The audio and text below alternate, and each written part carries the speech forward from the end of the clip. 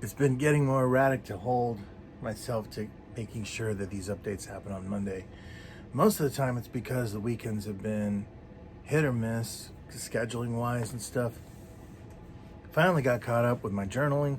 Not just this journaling. Yeah, I know. I'm nuts about journaling.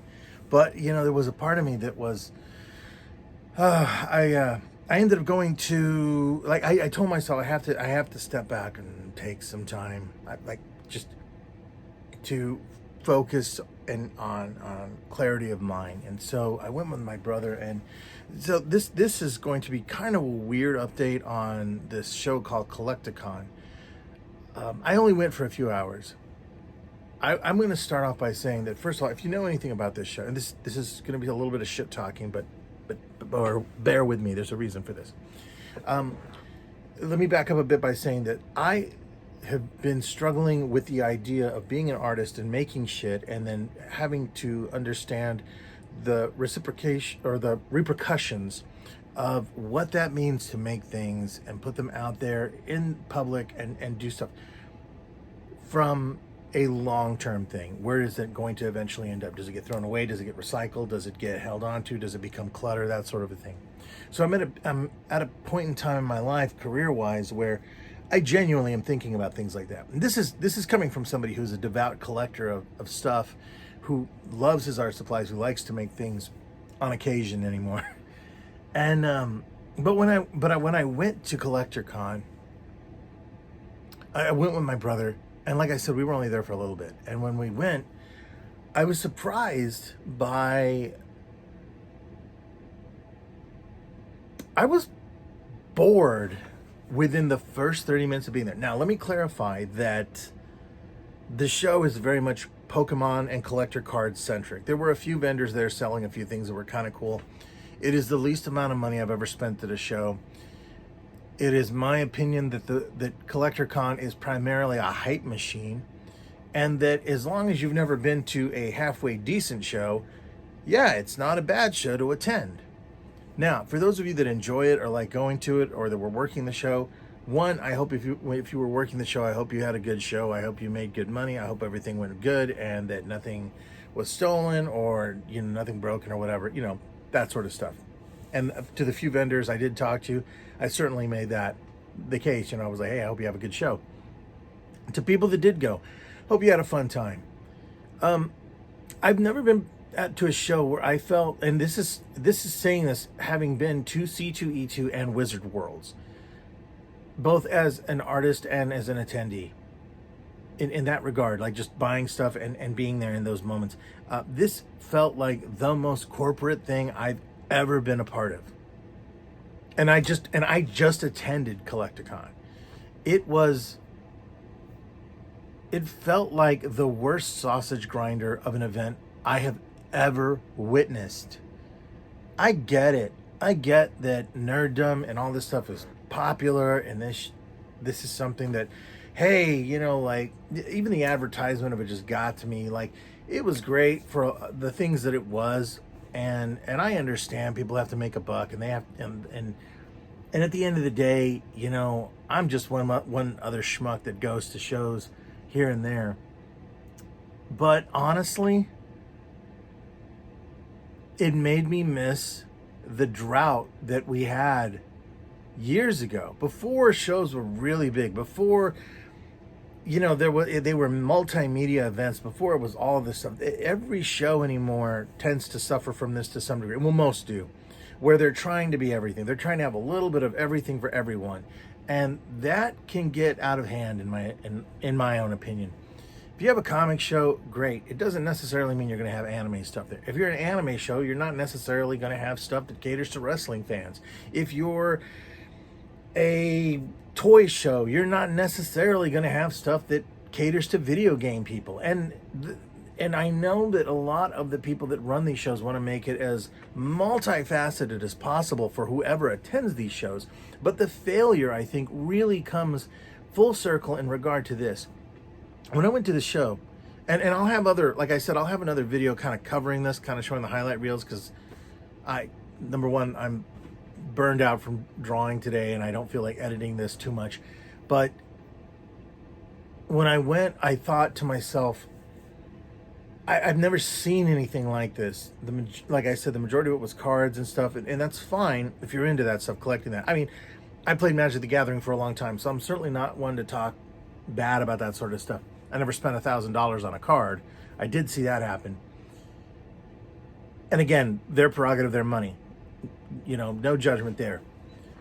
It was the corporate facet, the corporate sheen that literally covered the whole thing. It was almost forced in some ways, and I felt like, as opposed to some shows that have wonderful organic components and how they run, how they're organized, how they play out, this felt like something where you were almost getting a convention in a can that was a white label with a barcode on it, and the only reason you believed that the contents were good was because in black and white letters all over it, it said, exciting, 900 plus tables of vendors, good for you, you're gonna love it, you do love it. It was that sort of really heavy-handed bullshit that I couldn't get over.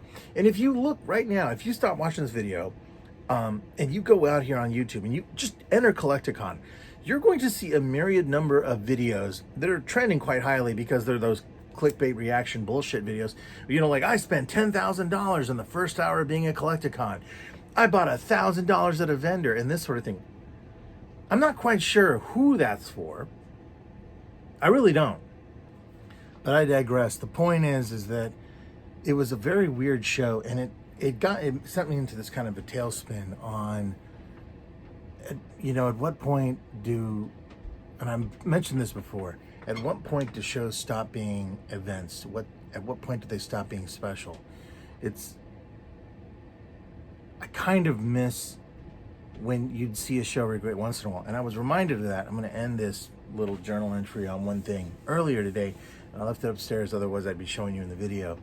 I had a bunch of stuff that had been stored at my parents' house for a long time. And one of them was this long white card box that holds like playing cards. It has a little World Wildlife Foundation sticker on it. And that was my box that I carried my Magic the Gathering cards in. And they're still all in there. There's a good number of them. I have other places, but these, I haven't seen them or opened that box in a couple of decades. And it was in storage for a while. The point was, those cards are part of the earliest collection I had when the very first show I went to ever was at a hotel in Warrensburg that is no longer standing there. I think it was a Holiday Inn, but it was right across from a lake. There's something else there now, I think a different hotel or something. I'm not even sure what the hell's there anymore, but it's right off of 50 Highway. And when I went there, I remember I was with my friend Ray Brules and Chris Trotter and somebody else. We went in and we went for this little convention. I was like super stoked and super excited. It was actually the very first micro convention I went to, but to me it might as well have been as exciting as Planet Comic Con. And I remember going in there. Thanks for shaking the camera, dude. I remember going in there, and long story short, we went in and there was 4 vendors in a row. One guy was selling comics at the end, which I wasn't really collecting comics at the time. Then there was a guy that had some toys and some figures and model kits, like garage kits. And then there were 2 guys selling comics and card games and board games. And that's where I first got introduced. And I remember my friend Ray was the first one to ask, let me see what this is about. And the guy showed us the Unlimited set. That's how long ago this was. It had just come out, hadn't made the big splash that, you know, Wizards of the Coast was still this one company that had this thing going on. And we were all addicted like that moment. Like within 20 minutes of watching the gameplay, of watching Ray play this and see how it was explained out, I was like, I'm going to play this. And never mind the fact they had black and green as 2 of my favorite colors, which may have been the reason why they stayed my favorite colors. And I remember how special that moment was. I didn't end up going to another convention for 20 years, something like that. No, maybe more like 15 years, but that moment is indelible in my mind and was exciting because of the discovery I made there with my friends and what that played out to be like. And I have no doubt that it doesn't matter about the size of the show, but it does matter what is behind the show. And in this circumstance with Collecticon, I don't recommend anyone going to that show. Honestly, unless you're really into card collecting and you're really wanting to spend money to get in just to spend more money, just go support your local toy stores and hobby stores. Buy cards at Target. Really. Because, I mean, they didn't do anything to me, and for what it was worth, it wasn't bad, and I hope that the people that did the show did make money. You know, like, I'm not talking about the event organizers necessarily, because they got shows all over the goddamn United States, but it was really surreal, and there were some cool moments. There were some very, very cool moments there. The cat is jumping up and down on my table. There were some cool moments to be had, but that's mainly because I was with my brother, and there were some cool people I interacted with, and that sort of a thing. But aside from that, I can't say I recommend it. I'll show you the few things I did manage to pick up from one vendor that was really cool, that had some old Japanese Super Famicom stuff there, and one other item I ended up picking up. The rest of the things I got from different places, but I'll show that in a different video in the 80s Days Gone By playlist.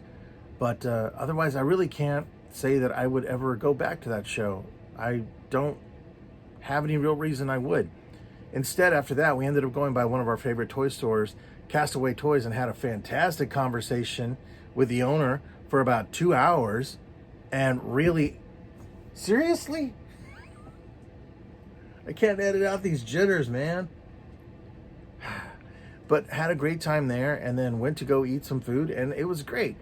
It's a good weekend. I ended up oversleeping, though, and jacking up the rest of my day after that. I came home, thought I was going to take a nap, and missed out on a bunch of stuff like an idiot. But the point being is that show, there was no excitement. Like, normally after a show, I've got the post-con blues, or I'm excited or whatever, and I'm ready for the rest of my day.